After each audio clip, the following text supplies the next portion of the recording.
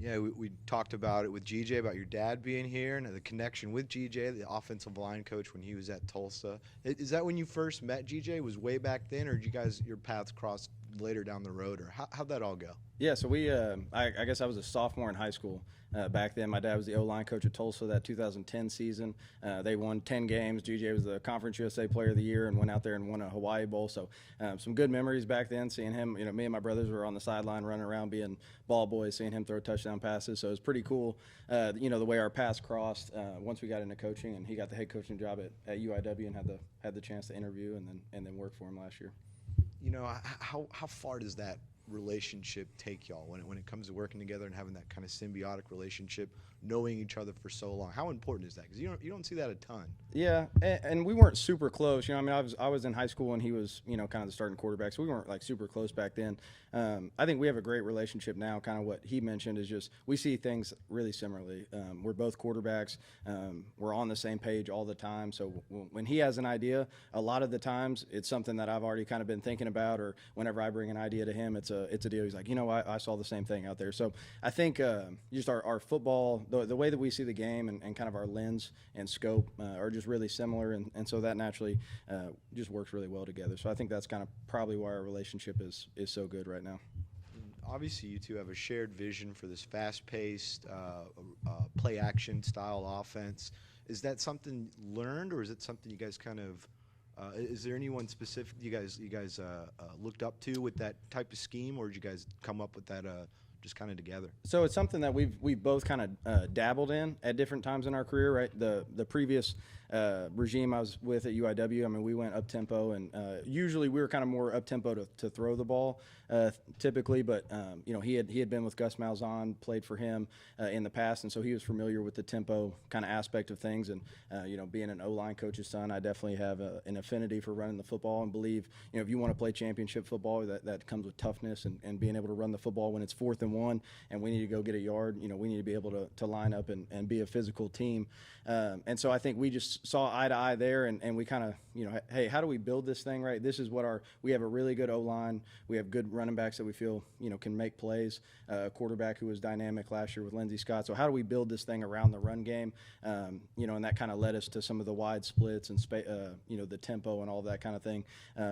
This just presents problems for the defense. That's what we want to do, right? We want to do things that are a little bit unique. They're pretty easy concepts for us to pick up and understand for our guys, but presents a little bit of a unique picture for the defense and some problems for them on a game week. Coach, you work with two great quarterbacks over Incarnate Word, Cam Ward and Lindsey Scott Jr. What was it about those two quarterbacks that made them so special, and how were you able to, get the most out of them when you were over there? Two very distinctly different guys. So Cam, he had this great, just infectious, fun personality. He was a young kid, right? He was a freshman, so we had to kind of work through some of the immaturity early in his career and just hone down on the fundamentals, because he was coming out of a wing T offense, so he had never played in the spread before. Comes in as a true freshman, wins the job, and kind of the rest is history. Had 2 great seasons for us, but really just finding out what he does well and building the offense around him, right?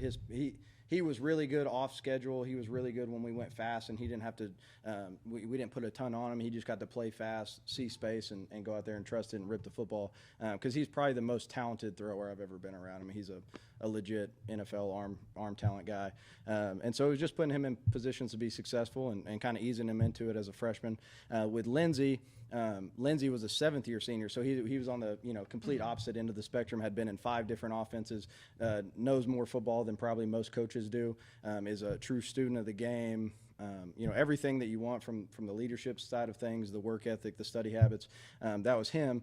So me and him just spent a ton of time together in the offseason, just grinding on film and building that relationship, and that trust, I think, is a key component, right? To me, the quarterbacks do the best when they trust that I'm going to put them in the best positions to succeed, right? They have to have trust and buy-in in what I'm teaching them, for them to believe in and go, have confidence and have success. So really just that relationship piece, I think, is huge in that room. And Coach Kinne said it earlier, both of us are former quarterbacks, and so I think we can relate and go back and forth with those guys in a way that's a little bit unique, I think, than most places. Having 2 guys who have played the position at the college level and kind of see what they've seen and have been there before they've been there, type of a deal. Mm-hmm. With these three quarterbacks, Malik Hornsby, Ty Evans, and C.J. Rogers, what do you see from those three quarterbacks, and what impresses you the most that when they try to make their case for the starting job? Yeah, so all three of those guys, and then our fourth guy, including in the room, Derek Mata, they've all been great. I think just the willingness to work and the willingness to learn the system, and we're going through some bumps in the road, right? Anytime you install a new offense, it's new for the quarterback, new for the receivers. There's a lot of growing pains that go with that.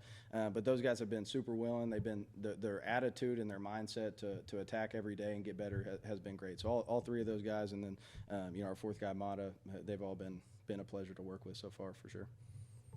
What is the communication process like? Because obviously you're the OC, GJ's the head coach, and then there's all the position coaches. So what's that kind of communication like when you're dealing with all the individuals in the position group, then the position coach, then you, and then GJ, and putting a whole plan together?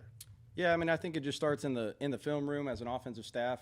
Coach Kinne's in there with us most of the time. He's in there. He's very involved, in putting together the offense and kind of where the scheme is going. Right, he's hands on in that aspect. And then it's just trusting the position coaches to go out there and relay our message. Right, that's my job as the coordinator, is to equip those coaches. We have great position coaches. All those guys are superstars, and so just equip those guys to be able to do their job well. And I trust those guys. Once we break as an offensive staff, that my message, whatever I'm trying to teach, whatever we're installing, is going to get taught at a really high level and is going to be relayed to the players. So it's kind of just top down, right? Me and GJ kind of working together to build it. We disperse, and Coach Shoemaker, like Coach Kinne said, is very involved in the run game, what we want to install from that standpoint. So it's a really collaborative group effort. We have a great I would argue that our offensive staff camaraderie is probably as good as anybody in the nation. I mean, we're in there, we laugh, we have a good time. Nobody's miserable at work, right? We all enjoy being here and enjoy what we're building and believe in what we're building too. So it's a really good group. We're about a month away from the NFL draft.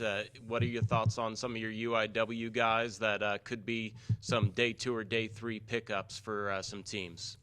Oh shoot! I'll be their biggest fan if they get drafted. I think most of those guys that we played with, they made a ton of plays for us, so we're super thankful. I wouldn't be here if it wasn't for our John Copelands, Cam Wards, Lindsey Scott, right? That's why I'm standing here today, and so I think that's something that's important, too, just perspective-wise when you're coaching these guys, right? It's about the players. This is a player's game, and so just giving them the tools to be successful. But I'll be those guys' biggest fans. They won us a lot of games, made a lot of plays, and a bunch of those guys are going to make NFL teams really happy if they get the shot.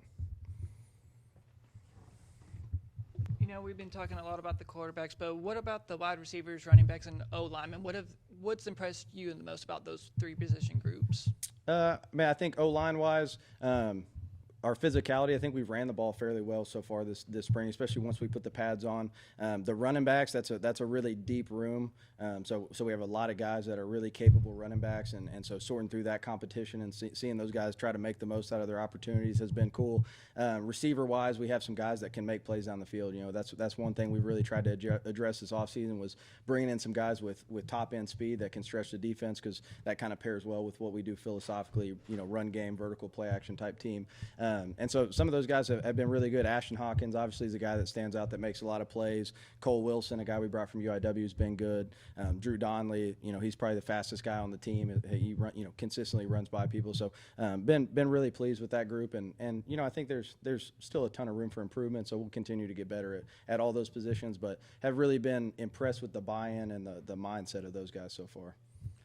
How tough is it, being with you and Coach Kinne being a new staff, trying to help, not only do you have all these transfers coming in, but also trying to get the buy-in from all these players left over from the previous regime. How do you try to convince them to trust y'all's process? I don't know if it's not too much of an intentional thing. I think it's just being real with those guys. We've proved that if you buy into what we're doing, you buy into what we're preaching, that we can have success on the field. And so I think it's just being real with those guys, being real at what the standard and what the expectation is, and not letting that slide at all. And I think that, to me, that's one of the things that stood out about this group is we have a lot of guys in this room that are really hungry to be good and hungry to win games. And so the buy-in piece, I don't think, has been an issue at all. I think guys are bought in and are believing in what we're saying. Now it's just the execution, and that's what our job is, right? We wouldn't expect day 4 or day 5 of spring ball to be 100% crisp, right? There's going to be some mistakes, some give and take, and so we'll get all of that coached up. But I think mindset-wise, attitude-wise, all of that has been really good, as you can ask for.